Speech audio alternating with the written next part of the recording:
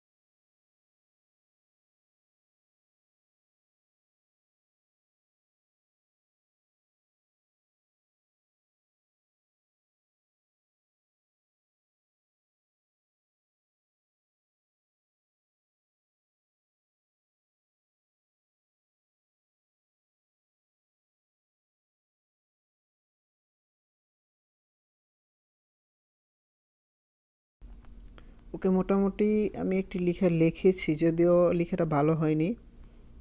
তারপরেও লিখেছি, এবং যেহেতু আমরা দুইটা লেয়ারে কাজ করেছি, এটা একটা আলাদা লেয়ার, এটা একটা আলাদা লেয়ার, সুতরাং আমরা দুইটা লেয়ারকে একসাথে করে দিব।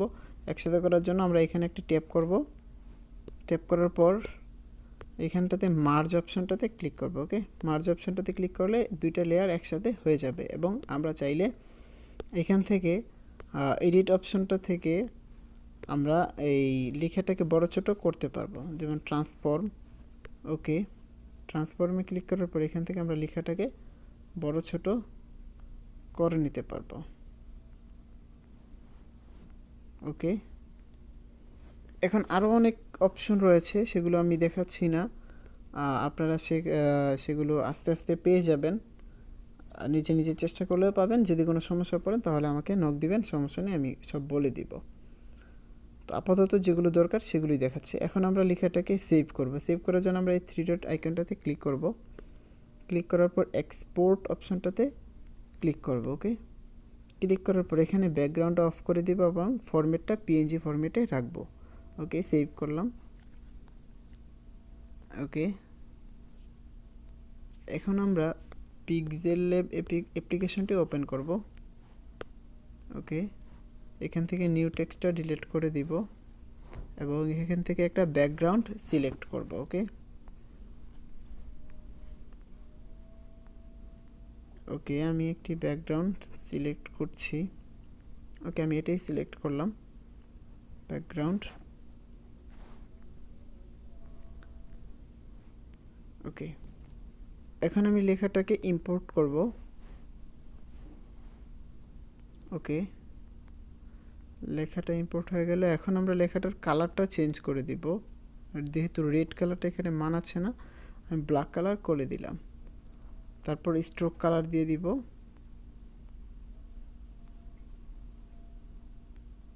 ওকে, শ্যাডো দিয়ে দিব একটুখানি।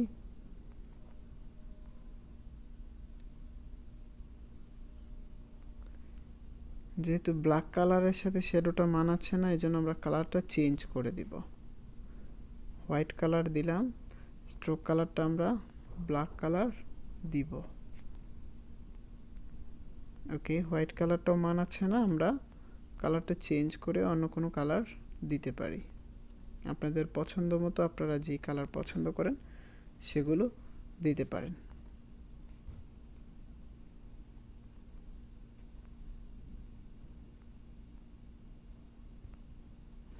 ওকে, আমি এই ইয়েলো কালারটাই রাখলাম। ওকে, আর শ্যাডোর পরিমাণটা একটু কমিয়ে দিই, তাহলে হয়তো বা ভালো লাগবে।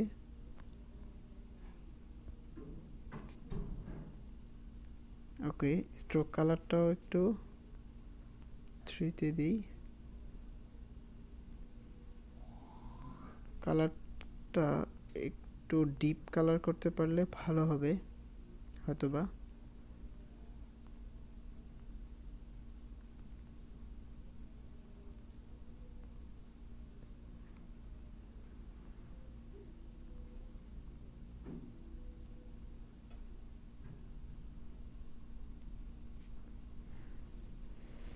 ওকে, আপনারা আপনাদের পছন্দ মতো কালার সিলেক্ট করে দিবেন, আপনাদের যে কালারটা ভালো লাগবে।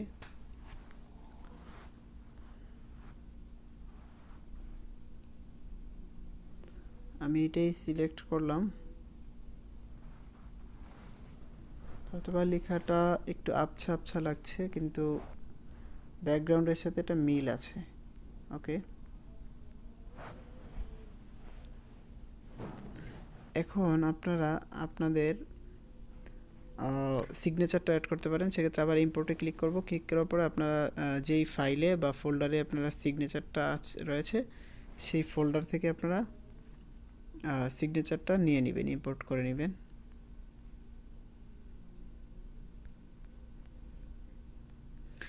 আর আরেকটা কথা বলে রাখি, আপনারা যেহেতু বিগিনার, তো সিগনেচারটা সেক্ষেত্রে আপনাদেরটা হয়তো বা কতটুকু হবে বা কতটুকু আছে তা জানি না। আপনার যদি সিগনেচার প্রয়োজন পড়ে তাহলে অবশ্যই নক দিবেন। আর আরেকটা জিনিস মাথায় রাখবেন, সেটা হচ্ছে সিগনেচারটা অবশ্যই পেইড ওয়ার্কের।